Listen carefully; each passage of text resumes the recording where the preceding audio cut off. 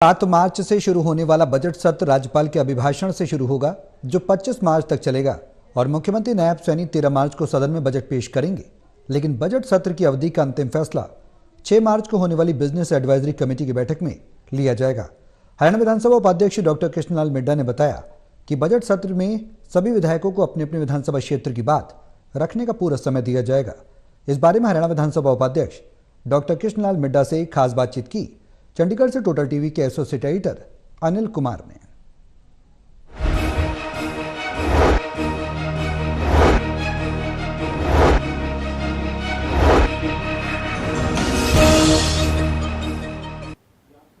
सात मार्च से शुरू होने वाले बजट सत्र को लेकर विधानसभा की क्या तैयारियां हैं, इस मेरे साथ हैं विधानसभा के उपाध्यक्ष डॉक्टर कृष्णलाल मिड्डा। इनसे जानते हैं कि बजट सत्र को लेकर विधानसभा की क्या तैयारियां हैं।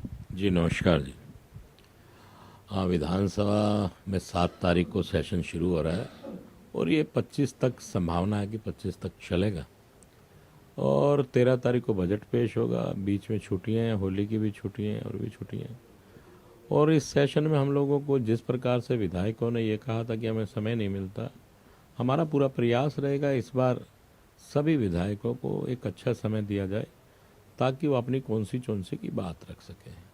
और वहीं पर आप देखेंगे कि प्री बजट के 2 दिन लगाए गए, जिसकी शुरुआत माननीय मुख्यमंत्री मनोहर लाल जी ने की थी, उसी को आगे बढ़ाने का काम अब मुख्यमंत्री नायब सैनी जी कर रहे हैं और सभी विधायकों को अपनी बात और अपनी डिमांड रखने का अवसर दिया है।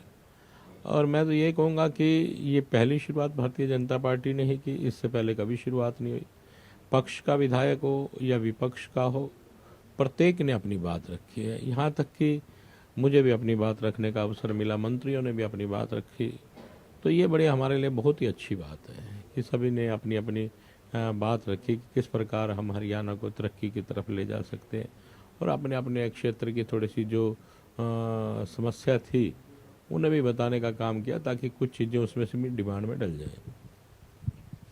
मिड्डा जी, विधायकों और मंत्रियों ने क्या सुझाव दिए हैं जिससे विकास की गति और तेजी से बढ़े, और विपक्ष ने क्या सवाल उठाए हैं?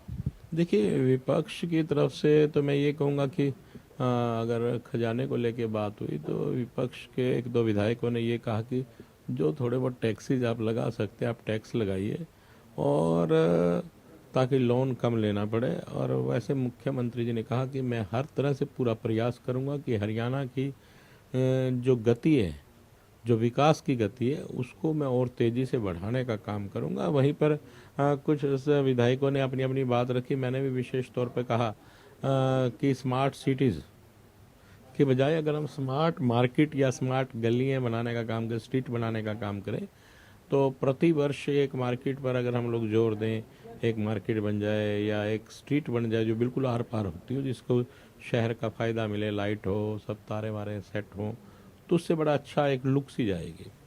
इसी प्रकार से मैंने IIT की भी मांग रखी कि हरियाणा में IIT नहीं है और जींद को ये सौभाग्य मिलना चाहिए कि जींद में IIT बने। तो माननीय मुख्यमंत्री जी केंद्र में बात करें और इसका फ़ायदा पूरे हरियाणा को मिलेगा। जो हमारे नौजवान साथी हैं, इन्हें एक अच्छा फ़ायदा मिलेगा। इसी प्रकार से कई और मांगे भी मैंने पांडु पिंडारा जो हमारे यहाँ तीर्थ है उसको लेके भी मांग रखी। सभी ने अपने अपनी बातों को रखने का काम किया, कुरुक्षेत्र की भी रखी गई, हर प्रकार से बातों को रखने का काम किया हर विधायक ने।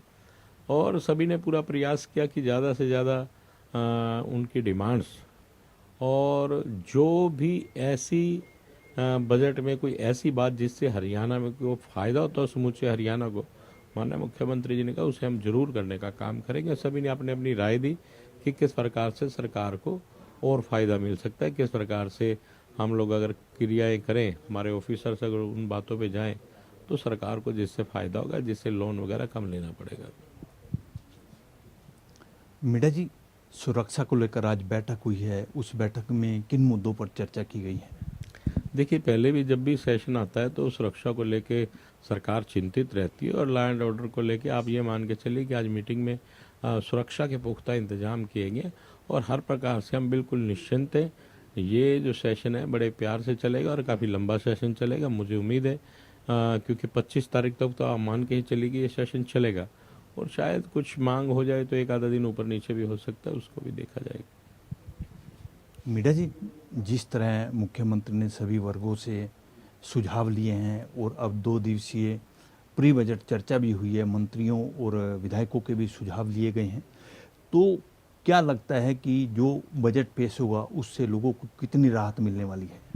देखिए, मैं ये कहना चाहूँगा कि अभी सभी विधायकों से राय लिए तो कुछ ना कुछ बजट विधायकों के अनुसार भी आएगा। जो पैसा रख लिया जाएगा, जो भी हरियाणा को लेकर अच्छी वो है, जिस प्रकार से मैंने मेडिकल कॉलेज को लेकर कहा, कुछ राशि मेरे मेडिकल कॉलेज के लिए कहा, तो उन पैसों को सेव करेगी सरकार, उसी खाते से उस पैसों को लेकर उसको सेव करने का काम करेगी, ताकि वो कार्य जो रुका हुआ कार्य वो पूरा हो सके। और मैं यही कहूँगा कि ये सेशन अपने आप में माननीय मुख्यमंत्री जी का ये वैसे कहें तो पहला सेशन है, वैसे तो दूसरा है, लेकिन बजट का ये पहला सेशन है। और जिस प्रकार से केंद्र का बजट सेशन हुआ है और लोग उससे प्रभावित रहे, इसी प्रकार हरियाणा का जो बजट सेशन है, जो बजट आएगा, उससे भी लोग काफ़ी प्रभावित रहेंगे और हर वर्ग का ध्यान रखा जाएगा। मीडा जी, जिस तरह भाजपा ने संकल्प पत्र में वायदे किए हैं, क्या बजट में संकल्प पत्र में जो वायदे किए हैं उसकी परछाई दिखाई देगी? बिल्कुल, उसकी परछाई भी दिखाई देगी। जो हमारी मातृशक्ति को 2100 रुपये देने की घोषणा की गई थी, उसको लेकर भी मुझे उम्मीद है कि सेशन में ये विषय भी आएगा और उसके भी माननीय मुख्यमंत्री जी पूरा करने का काम करेंगे। और नशे की तरफ भी विशेष गौर रहेगा। हर तरह से मुख्यमंत्री जी हर पहलू पे गौर कर रहे हैं कि हर वो पहलू, जैसे कि मैंने आपसे पीछे भी जिक्र किया था कि 18 संकल्पों को पूरा करने का काम किया है, तो मुझे उम्मीद है कि इस बजट सेशन में भी 1-2 संकल्प पूरे होंगे। ये थे मेरे साथ हरियाणा विधानसभा के उपाध्यक्ष डॉक्टर किशनलाल मिड्डा। इन्होंने बताया कि बजट सत्र को लेकर विधानसभा की क्या तैयारियां हैं और बजट लोगों को कितनी राहत देगा। Anil Kumar, total news, Chandigarh.